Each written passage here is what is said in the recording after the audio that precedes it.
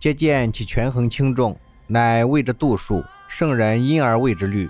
这句话的意思是说，全部了解了对方的轻重缓急，弄清了对方的真实意图和想法，并做出切实的规划和谋略。圣人就是凭借这种方法来考虑事情的。下面咱们来说一说朱之武的故事。朱之武，春秋战国时期郑国考城人，他闻名于历史，是因为公元前630年，秦国、晋国攻打郑国，朱之武智退秦师，保护了郑国，就是很好的运用了鬼谷子所讲的圣人的思考和做事的方法。朱之武在说服秦伯之前，只是郑国的一个养马官，有着怀才不遇的愤怨，但在郑国危难的时候挺身而出，只身去说服秦伯。当时秦国和晋国共同去攻打郑国，朱之武去游说秦王，让秦王退兵。那朱之武为什么能够成功呢？就是因为朱之武运用了百合之术，是秦王知道郑国灭亡最大的受益者不是秦国，而是晋国。晋国的疆土变大，而且今后还有削弱秦国的野心，那么留下郑国，郑国没有什么野心，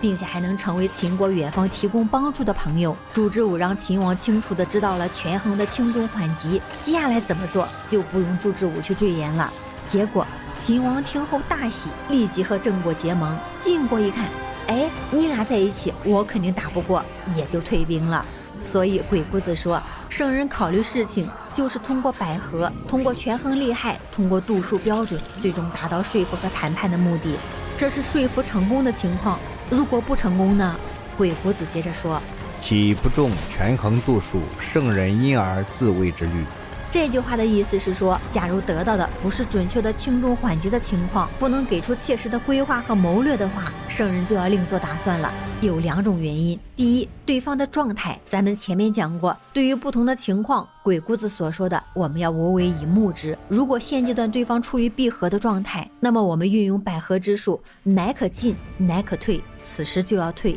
等待时机。原则是如果意见各有不同，在对方也认同的情况下，提出自己的看法，做出决策，既不要没有主见的顺从他，也不要独断独裁，不考虑他人的想法意见，要先从其志。第二，自身内部的矛盾，如果作为谋士考虑退出，不一定是谋略的问题，而是由于内部的矛盾，比如领导层对你的权衡度数不认同、不理解，那么就要考虑终止或者退出了。比如三国里的袁绍，我们说袁绍就是三国里接了一手王炸的好牌，而最后生生的被他打成了一手稀碎的烂牌。当时袁绍手握大军，门下谋士如云，三国时期论实力，没有任何一方能够超过袁绍。那为什么最后还是败了呢？没办法，虽然人才济济，谋士如云，但是袁绍本人刚愎自用，刻薄寡恩，最终袁氏集团的智囊走的走，被杀的杀。所以这种情况，作为谋士，作为智者，就要为自己来考虑，而不仅仅是为对方考虑了。所说的意思是，如果对方不知轻重，又不符合标准，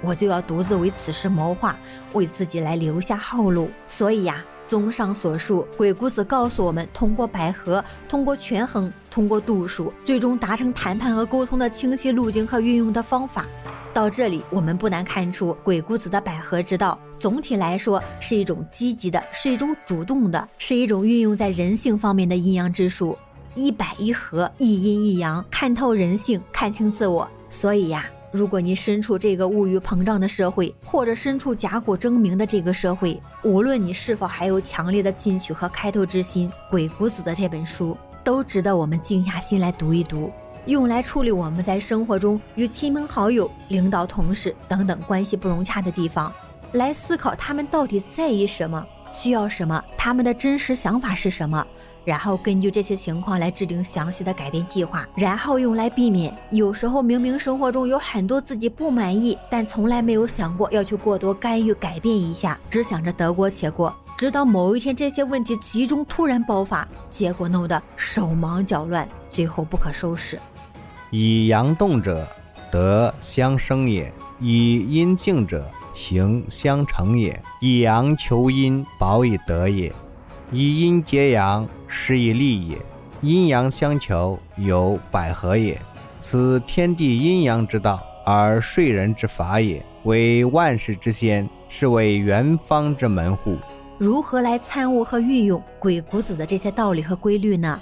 古之大化者，乃与无形俱生。